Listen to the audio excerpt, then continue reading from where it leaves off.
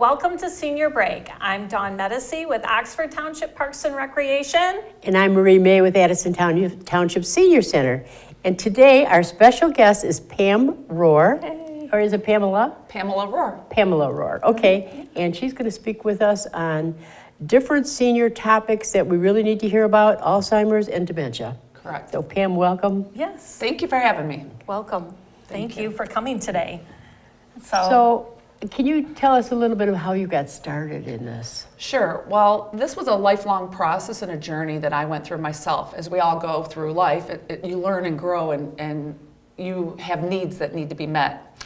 And you learn that through your own journey, that's where you can be used to help others. So what happened in my journey is I realized that I was missing some pieces to my puzzle to just balance my life out a little bit. And then as I got older in marriage, I have a family member that has acquired the dementia, the Alzheimer's.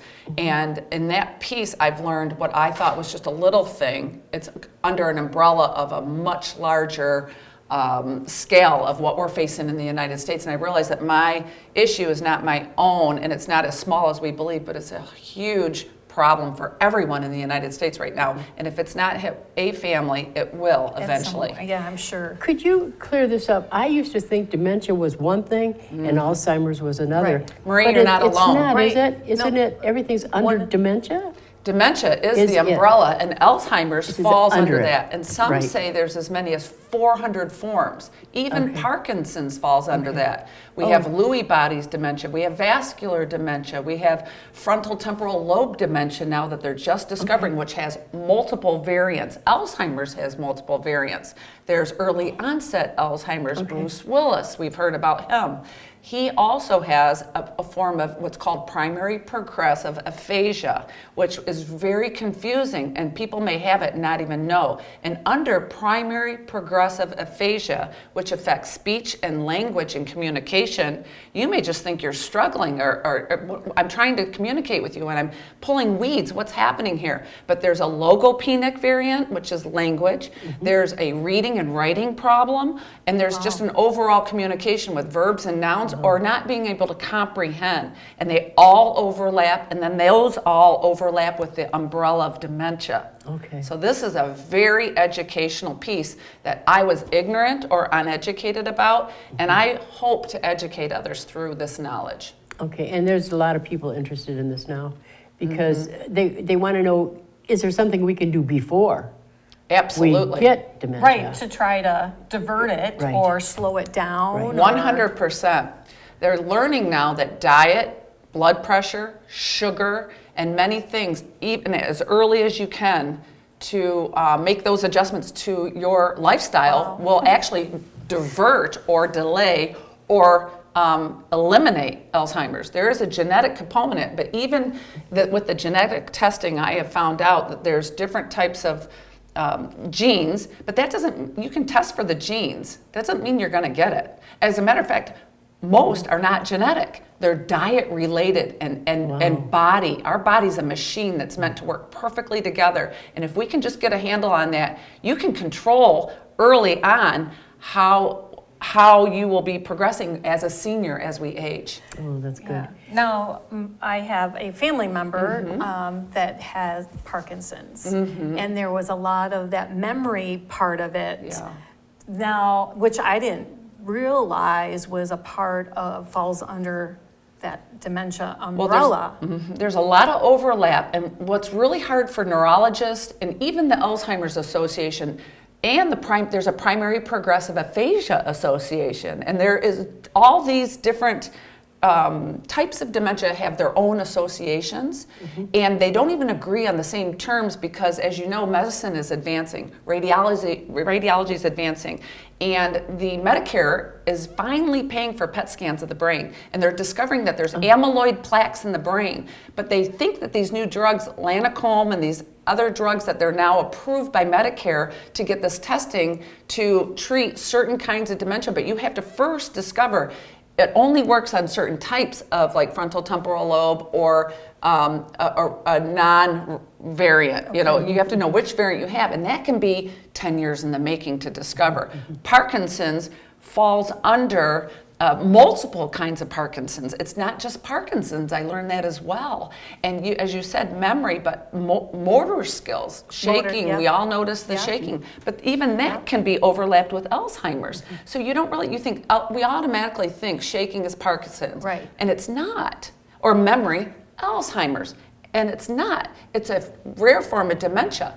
And like Bruce Willis has the type that my loved one has, which is the language variant of primary progressive aphasia, which is linked to either one of two things, frontal temporal lobe dementia or the frontal variant of Alzheimer's. So you can see the complexity of this. And both of those are very rare. Both of those are rare. So I discovered this, and I hope somebody here can glean from this, because we only look for that memory. I believe that's true for most of us. Okay, is it mild cognitive impairment? Is this me that I'm losing my keys, or is this bigger? And that answer can only come through time. When you start to have a knowing that this is beyond just misplacing my keys, other people are starting to notice. But with these other rare variants, it's not memory. It's you can't even get a conversation through to the other person, and you go, I don't know why, we just have to take a time out. We're not agreeing. This is not what I'm talking about. Or they're responding in a way that doesn't apply to the conversation that you're having. I've got a question about, because you said sugar could do this too. Does that mean if you have sugar, take care of it? Or does that mean in your younger days, don't eat sugar? Sugar's really linking now a lot of data to arthritis, to rheumatoid arthritis. There's some genetics there also involved. But sugar to, as we know, diabetes, but that's just one piece. Yes. And diabetes and high blood pressure are linked to Alzheimer's. So sugar has is like I will say in my term, is a cancer to our body in every way. And I had a sugar addiction. Okay. So sugar is just bad. So we really have to really have to not just hit the seniors. We need to hit the grandkids. Yes. And to tell them this message. Well, here's the big message. If you look at a ketchup bottle and see 26 grams of sugar, and they put it in pickles, and it's in everything, and you realize I'm consuming like 12 sodas a day through condiments, through coffee and the frappuccinos. And that's not even having a candy bar. That's not eating candy. That's what I'm saying. For me, it's my chai tea. Yes, I love chai tea. That's my downfall. And I have chai tea and I cut it in half. Does it have sugar? And sugar's like smoking. It's like heroin. It is. It is one of the highest addictions. And they say the best way to reduce it is slowly over time. Snap it in half, make a half a latte. That's the one tip for today. Don't quit cold turkey, but reduce portions. Okay, I guess that's what, it does. I love it. Yeah, it's one of my favorites. It's my go-to. I have them, by the way, I love it too. I say make mine with more milk, less of the chai. See, and I want more of the chai because I'm addicted. I'm addicted. You buy the cardamom and the cinnamon and the clove and you put it in there. Okay. And you'll get the flavor. Oh, we have to wean ourselves off of things. Yes, we are. All right, well, we have to take a break and look forward to what else Pamela has to share with us. We'll be right back.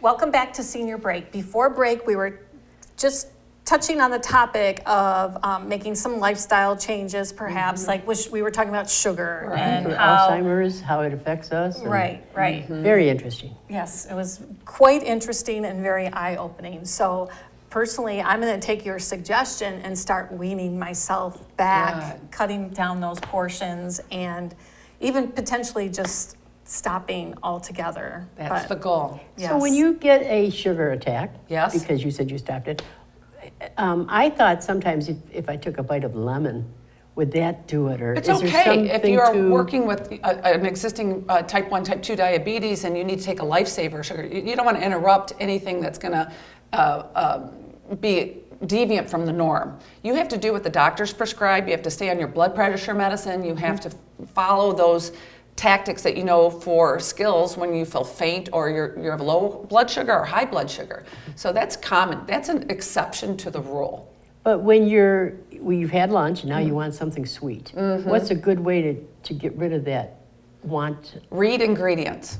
What is it? Read your ingredients. I go through candy and I'll give you an example. Almond M&Ms had the lowest sugar. I had company this week. I don't keep it in my house, candy. I used to have drawers of it. Yeah. So I picked the lowest sugar. And I looked at juice. All juice is just loaded with sugar, but we went through the health food store at Whole Foods and we found the lowest sugar juice. And I water it down.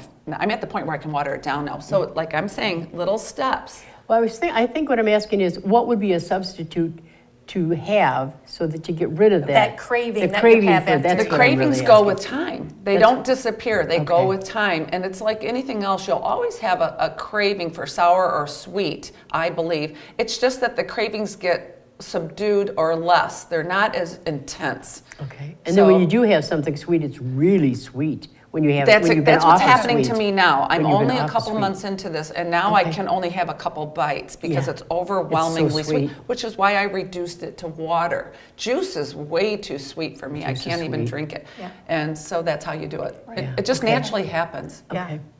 All right. That So, would be hard too. what next? What's you had also mentioned to us during the break about the different generations. Sure. So tell us a little bit about the findings, Okay. or what your understanding is. Well, we all know we're living in a baby boomer generation.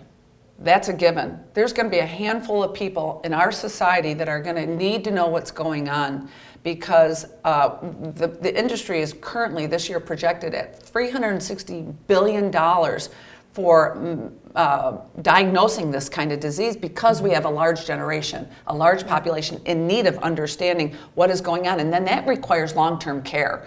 And those expenses, as we know, with inflation, and it just nobody can keep up. So we're going to be living multi-generationally if we're not aware of what's going on and prepared. So as I mentioned, that $360 billion, it's this Alzheimer's dementia is now the 7th leading cause of death. So that gives us a wake-up call here. Yeah. And we need to be ready for what's coming. And I don't think awareness is valuable to us. And we need to get the word out. We need to understand what's happening. And I think what I'm saying today is there's a lot of people, because this is such a complex, dementia affects like 37 parts of the brain. And we don't really understand the way it's affecting you doesn't affect me or you. Right. There's so many, different. You're going to go through it your own way. And so no two bodies are identical. So the symptoms are all over the map. And I want to help people identify symptoms. And it's not just memory. It's language, it's attitude, it's behavior. Half of this starts with a behavior. That's why people end up in a counseling session and divorce is on a high rise after 26 years of marriage. I had a friend get divorced because of this, thinking that there was sexual innuendos and uncommon comments being made at a restaurant or to somebody that was inappropriate. So inappropriate, unusual behavior, we need to wake up, we need to pay attention to those alarms that are going off. It's not just memory. And so this is, even for children, I was saying that this hits people at age 30, 40, 50, this young onset. Now, why is this all of a sudden hitting our children? Well, you, again, look back at our diet. You look back at what we've done in the last 10 to 15 years. What's happening? My mom's 82. My grandma's 94 when she passed. And we're seeing that longevity, but now what we're seeing is a lot of rise in sickness. And our parents ate healthy. They were on farms. Our grandparents cultivated their food. Our food is processed, and 80 to 90% of the food we eat is processed food, and that's one little gold nugget I would give the audience today is pay attention to what goes in will come out. Okay. It will manifest. Right. Not today maybe, but down the road. Right. Our bodies need to be, we only have one, and we need to care for them. And when you get energy and you feel like you're in control, Right. that helps you to get out of that feeling of being out of control. You had said something about not being able to identify or understand that verbal piece where people are saying things that are leading you to believe like that things aren't right. Right. How do you have that conversation with someone? Like once you kind of figure it out and you want to try to help, how do you talk with somebody to help them understand that, one, we need to go and get you help, or two, this is not right? You know, how? Well, I think the real reality of this is when you're at that point, you've already been going through and you just hit confusion. This is where I was.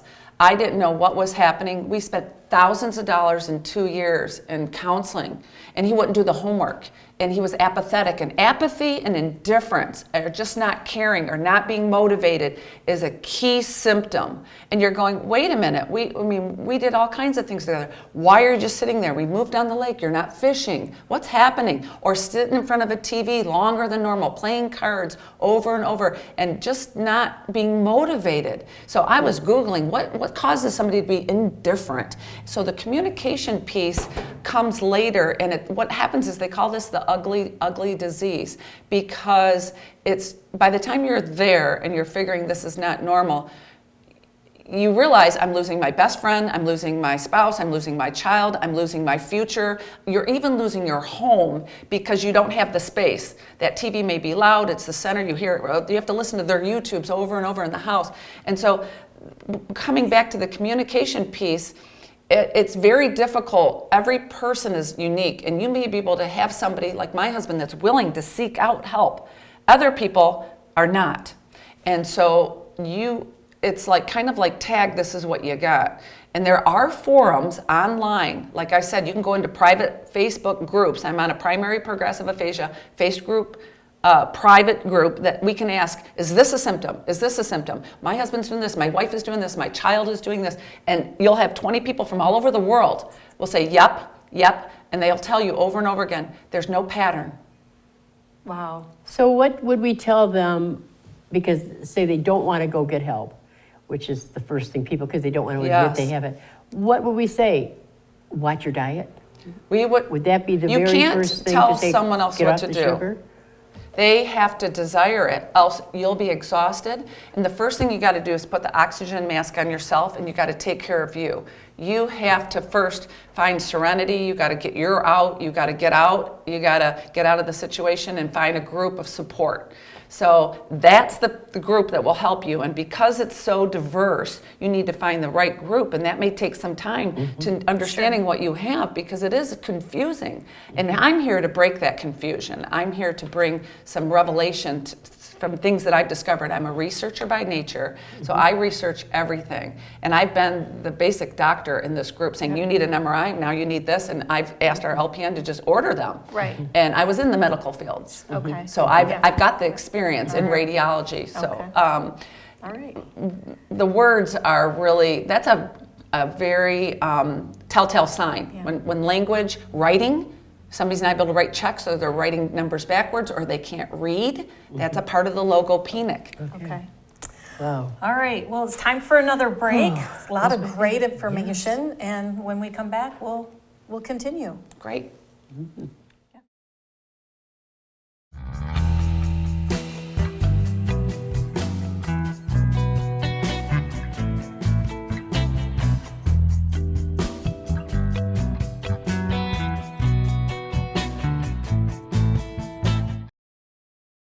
Welcome back, and today we have Pamela with us talking about Alzheimer's and dementia, and we're getting some really, really good information. We're learning a lot. One question I have is, if I hear that someone died from Alzheimer's, I really don't know what was that? Did it hit Or understand. the brain? I don't understand what happened inside of them Correct. that caused them to die. So maybe you can clarify that. Okay, so Alzheimer's, we'll call it dementia, is a brain disease, because basically what we want to say is dementia, and it's a training. And like I said, even those organizations, there's overlap. They don't agree on what it is. Because nobody really knows 100%, because the brain is the most amazing thing. It's very complex. And you have frontal temporal areas, frontal, temporal, parietal, occipitals in the back.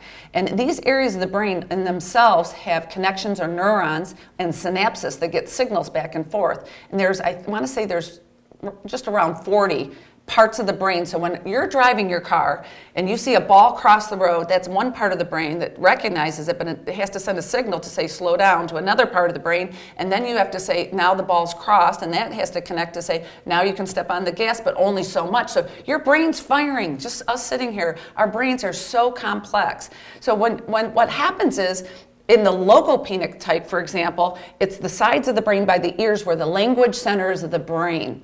And that's where it affects anything to do with language, which is reading, writing, and speech and communication. Okay. So frontal has to do with executive function and decision making, which is another major symptom you might want to look for. When people can't seem to go from point A to B to C to D in a conversation or in a task, they forget they're leaving drawers open, or they went and took out the trash but they didn't put a bag in. That's a second step or executive function. So orders and steps are a signal. So the brain is what's being, I would say, affected by disease. And what's happening is slowly, the brain shrinks in some of this. You'll see that, which it becomes smaller. Or the signals, the plaques, or that they're finding in some of the dementia are like sugar-coated sticky things. And then you get what's called tau, protein tau, and that creates another deposit in the brain. And so they're like interruptions in all these connections. Wow. And there's different types of protein that are significant for certain types of Alzheimer's and dementia. So it's very. The Alzheimer's attacks the brain. It's a brain disease, It? totally. Yeah. Okay. And when you attack the brain, it just spreads, and it's called progressive for a reason, and there is no cure for any of it. So when the brain's affected, that affects the entire body. Right. Kidneys shut down, sugar doesn't balance, you don't digest your food, your bowel movements aren't the same, your walking or your stability, your eyesight. A lot of things, because everything functions in the brain. Right. And there is a brain-heart connection, and the heart actually acts like a brain and sometimes tells the brain what to do. A lot of people don't know the significance of heart care. Yeah. Wow. Good. Yeah, a lot. Yeah. A So lot. if we have a family member or a friend and we figure out, and we're trying to get them out, what's the cost of, like, is there, because there's no cure, but is there a lot of costs associated with this? The hard part, that cost and trying to navigate getting the diagnosis is the hard part. The only way to diagnose truly, I'll say Alzheimer's is what they're saying, or dementia, is autopsy. Because it can progress super fast in the rare forms, but it could take up to 20 years. And you have to hit every box. You have to hit, there's a mini mental exam they'll first take you through. But if you're intelligent and you don't have that, you're going to pass my husband has a high IQ of 160. He passed the mini mental exam, but he was shown this and he couldn't tell you what it is.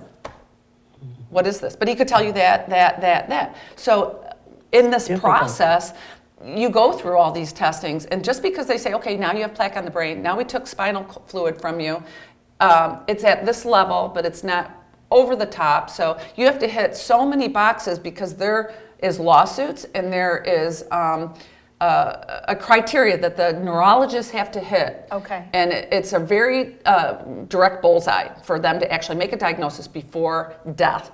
So a lot of people waste a lot of time, energy, stress, and money because they're looking to get answers. And that's the part I went through. So I speak from experience, and the people have told me since then, don't try to go down that road. It's not like cancer. Cancer you can see, taste, smell, and touch. Right. This is an invisible disease. Right. And so you have to prove to the doctor that you're fighting with your spouse. How do you do that? You have to prove to them they're leaving the doors open. You can't take an exam for that. Sure. Unless it becomes where it's very obvious, then you can get a diagnosis. But most of us, we've gone through years of stress before that point hits. Okay. So it's a long journey, and that can be very expensive. And you have to make sure, like I said, that it's covered. And if they're going to get a PET scan, it's Medicare finally approved of that. But I want to say the two new drugs that they're touting right now, $25,000 it costs. You have to go and get IV fluids every 2 weeks and then an MRI to see if it's working. And it only works on a certain type of Alzheimer's. Wow. And the genetic testing was 10 grand. So it's not real. And then you find out if you have a gene. Well, that doesn't mean you're going to get it. It's like allergy testing. I'm allergic to everything, but I'm not affected by it. Right. So why bother? And you have to use wisdom. A lot of wisdom. So you really need self-healing. You do. You Self-healing. are the best doctor, the best physician. That's very good. Yeah. That's right. Yeah, you do. Because you can do that. That's why I think we have to educate the younger people Amen, about yeah. this. That's true. Before they're seniors. Yeah. You know, so that they can help themselves not to get it because. And they grew up in this environment. Yes, They grew up in it. They don't know any different. No, don't know Yeah. any different. And they are more into an exercise, eat right, so they just need some guidelines. Correct. To help them because I don't want to say it's too late when you're a senior because I don't think it's ever too late. Never too late. But it would be a big help if you started young. And we're learning this now. This Yeah, is coming out even since Bruce Willis and now there's other actors. Yes. And we're just discovering, I don't want to say an epidemic, but it feels like we're on the cusp of a lot of people that are bringing awareness to this, especially because it moved up to the 7th leading cause of death. Well, I'm hoping that you will come out to our center. Yes. And I know you do I know, too, me John. too, yes. And talk because it's so interesting and people just need to know. Sure. You know, even if sure. you don't want to do it for yourself, there's somebody you know that you right. could help and at least tell them. Right, right. Absolutely. Don't eat sugar. Well, that's gonna help me not eat so sugar. Pamela, going on that, if somebody wants to get in contact with you, because I know on your card you're a life coach, Correct. so you can hit a variety of topics in talking with somebody to kind of narrow down and help provide them with a pathway to improve. Amen, yes. Yep, That's true. Improve. So how could they get in contact with you, if, whether it's for the life coach part of it, or if they just want to talk to you about dementia in general? Sure. So I would say, my name is Pamela Rohr. My email is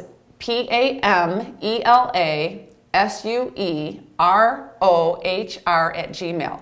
My phone number is area code 248-835-9830. I do not charge any fees. I can text, I can email, I'm available 24 hours a day. My life has been involved in helping women and children and youth, and sometimes it's just a call or a prayer or a word of advice or wisdom. It doesn't matter what you need. I make myself available to help others, and anything I can do to help you, I'd be more than happy to. Or you can pass my information along. I post it live on Facebook. I'm not afraid to get my phone number out there, and I welcome any calls or any emails. Okay, I think that's great. I do too. I know, There's so I'm much excited just to learn. talk I to am you too. myself too. I am So too, to get more. I know more information. Did you have anything else, Pam, that you Let's wanted look to real say quick. about- Just, I think we covered the genetics, the testing, the cost. I think, there's just so many. Alcohol also is a link to it as well. There's a lot of things that are linked. So basically, if it looks, smells, and tastes bad, it's a red flag. Just keep it in moderation. Yeah. They had a commercial on TV the other day about how many, even wine, everybody thought wine was so good, and now they're saying one glass. I thought that's. You got to be real. Everything in moderation. That's the rule of life. Yeah, Right. yeah. Enjoy that's life, right. but don't over-enjoy. Yeah, You'll sure. pay the price. Yeah. Right, so, all this right. was good. It was very good. So thank you so much for joining us today. Well, thank you for having me. I really yes. enjoyed it as well. Yeah. And I look forward to seeing you at our center. Thank you. Yeah, soon. All right. So, okay. All right, we'll see you next month. Bye now. Bye-bye. Bye. Thank you.